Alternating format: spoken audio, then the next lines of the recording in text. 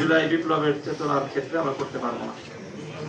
কাজেই সকল মহলকে আমরা সেই বিষয়ে আমরা স্পষ্ট বার্তা দিতে চাচ্ছি।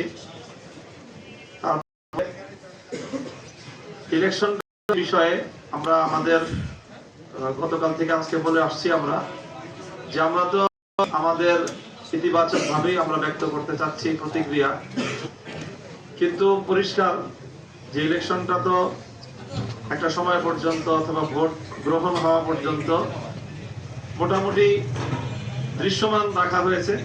এইভাবে হয়েছে ভোট গণনাটা তার সম্পূর্ণ উল্টো ভাবে হয়েছে এবং সেখানেই আগামীর বাংলাদেশের ভাগ্য এবং মানুষের জনরায়ের প্রতি চরমভাবে অশ্রদ্ধা প্রদর্শন করা হয়েছে, অসম্মান করা হয়েছে।